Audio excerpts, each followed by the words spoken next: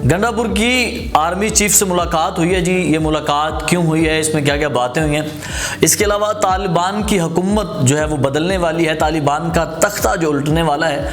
पाकिस्तान में सोना निकल आया है, क्या ये सोना इतना है कि पाकिस्तान के कर्जे उतर सकें, और क्या 15 जनवरी जो है वो मुज़ाकरात की आखिरी तारीख होगी या आखिरी दिन होगा।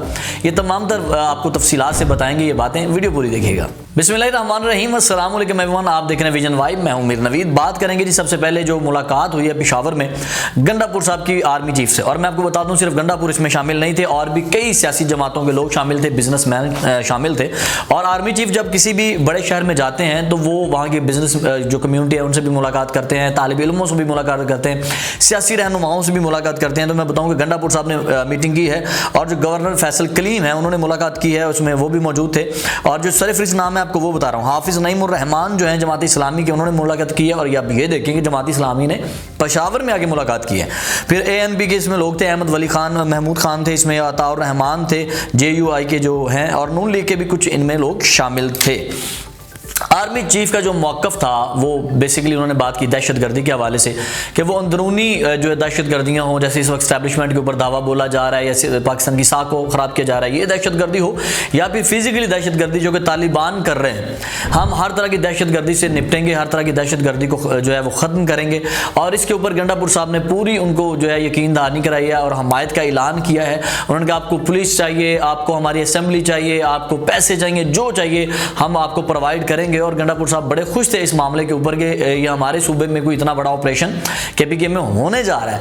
और मजे की बात यह है कि इतना बड़ा मौका था उनके पास इमरान खान के हक में बात करने के लिए, इमरान खान के बारे में बात करने के लिए, लेकिन गंडापुर साहब ने बड़ा ही तहम्मुल का मुजाहरा किया। उन्होंने किसी किस्म का कोई जिक्र नहीं किया इमरान खान का, ताकि कोई सियासी सूरत हाल पैदा ना हो जाए और एस्टैब्लिशमेंट जिस काम के लिए आई थी वो काम ही पूरा हो और उसी टॉपिक के ऊपर बात हो।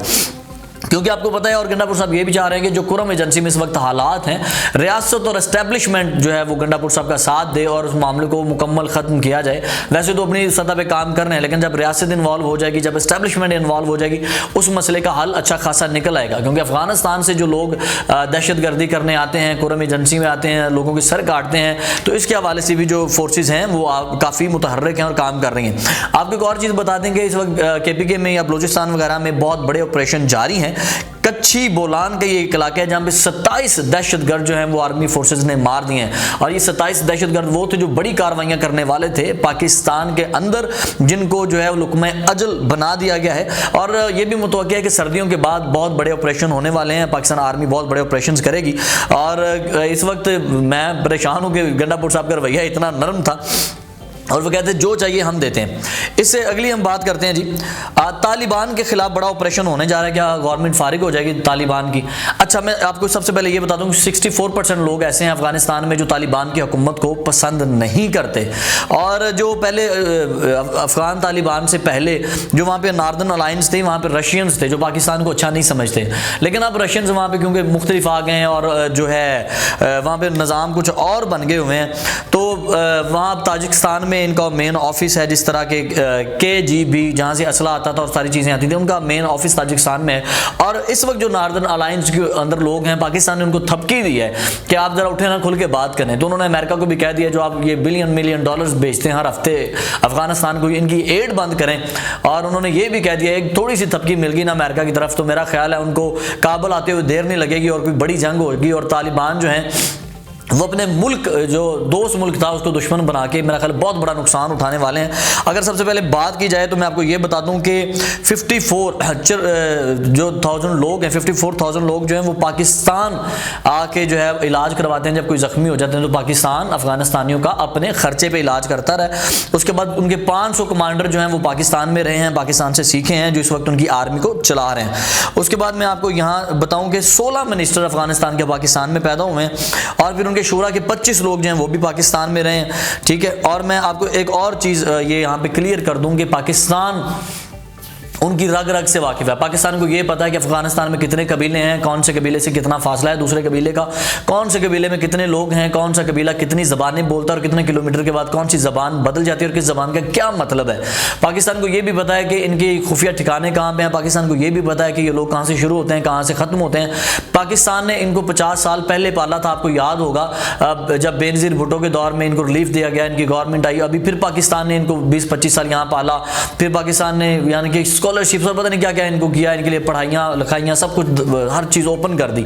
तो अगर ये पाकिस्तान से पंगा लेते हैं और ताजिकिस्तान में जो इस वक्त बैठे हुए हैं नॉर्दर्न अलायंस, अगर उनको थपकी मिलती है तो मेरा ख्याल ये बहुत बड़ा अटैक होगा। ये अपनी हुकूमत से हाथ धो बैठेंगे तालिबान। तो आई होप सो, देखते हैं क्या होता है क्या नहीं होता, क्योंकि ये लोग ना पहले की बात है, ये रक से बिस्मिल करते होते थे जो नॉर्दर्न अलायंस वाले रशियन वगैरह के साथ मिलके। रक से बिस्मिल क्या होता है कि ऐसा डांस होता है जो फौरन तकबीर के बाद किया जाए, यानी कि बिस्मिल कहते हैं सेकंड्स पहले ज़िबा हुई किसी चीज़ को, मुर्गी को, यानी कि तड़पती हुई, तड़पता हुआ ज़िबीहा, उसको कहते हैं बिस्मिल। तो ये क्या करते थे कि इंसान का गला काटते थे, गर्दन काटते थे, और जब वो तड़प रहा होता तो उसके ऊपर कोयलों से भरी अंगीठी रख देते थे और फिर डांस करते थे, उसे रक से बिस्मिल कहते थे। तो मेरा ख्याल ये रक से बिस्मिल अब जो हम पाकिस्तानी फोर्सेज हैं वो इनके ऊपर करने वाली हैं और बहुत बुरा इनका हाल होने वाला है।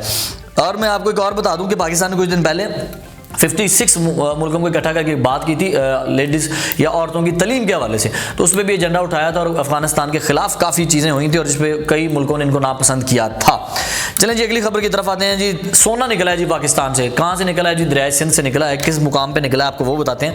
ये ना समझिएगा दरिया सिंध सिर्फ सूबा सिंध में है, ये बड़ी दूर से आता है। पाकिस्तान का सबसे बड़ा दरिया सिंध है। अच्छा, मैं आपको बताऊँ कि कुछ मुल्कों में सोना है, जैसे कि साउथ अफ्रीका में सबसे बड़ी कानें हैं सोने की, और वहाँ पर अगर 1 टन चट्टान काटी जाती है ना ड्रिल से, क्योंकि सोना जमा हुआ है पहाड़ों के अंदर, 1 टन अगर चट्टान काटी जाती है तो उसमें से सोना कितना निकलता है? मेरा ख्याल है सिर्फ 2 ग्राम। 1 टन चट्टान काट के 2 ग्राम सोना निकाला जाता है। सोचें इसके ऊपर एक्सपेंसेस कितने आते हैं। पाकिस्तान में तेल मौजूद है, लेकिन पाकिस्तान निकालता क्यों नहीं है? क्योंकि तेल की कीमत इतनी नहीं होनी जितनी उसके ऊपर निकालने में खर्चा आ जाना है। इसी तरह साउथ अफ्रीका सोना जो है निकाल रहा है, लेकिन कम रेशो पे निकाल रहा है। दूसरे मुल्कों के पास सोना है, मादनियात हैं, लेकिन वो निकालते नहीं है कि खर्चा ज्यादा आ जाना है तो प्रोडक्ट की कीमत कम होनी है। पाकिस्तान के इस वक्त आपको याद होगा मदनियात के वजीर रह चुके हैं इब्राहिम असद मुराद।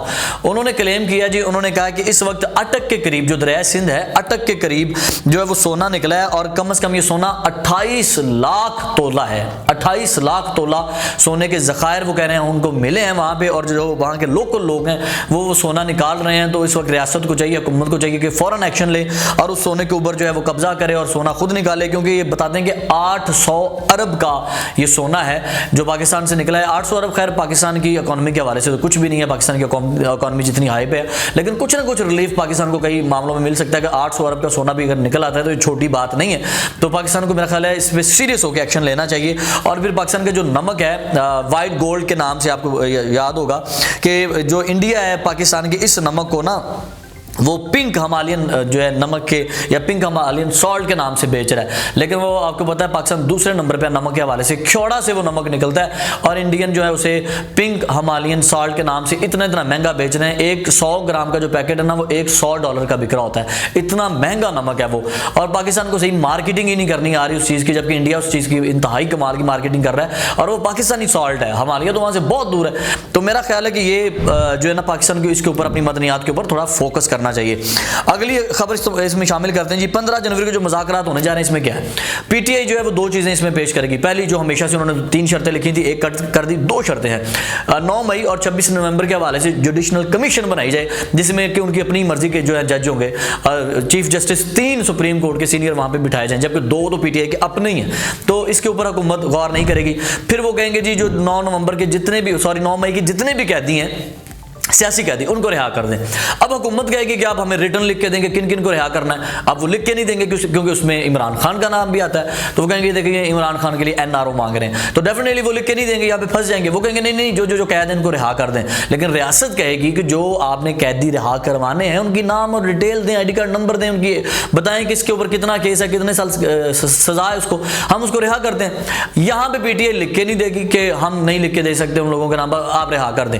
और जुडिशनल कमीशन कमीशन जो है वो हुकूमत नहीं बनाएगी, क्योंकि उसमें 2 अपने PTI के जज हैं। तो मेरा ख्याल है ये मुज़ाकरात फजूल और बेकार होंगे और ये शायद 15 जनवरी जो है ये मुज़ाकरात का आखिरी दिन हो और उसके बाद मुज़ाकरात हो ही ना। PTI अपनी जगह पर डटी हुई है, हुकूमत और रियासत अपनी जगह पर डटी हुई है और हुकूमत और रियासत कई जगहों पर ठीक भी है।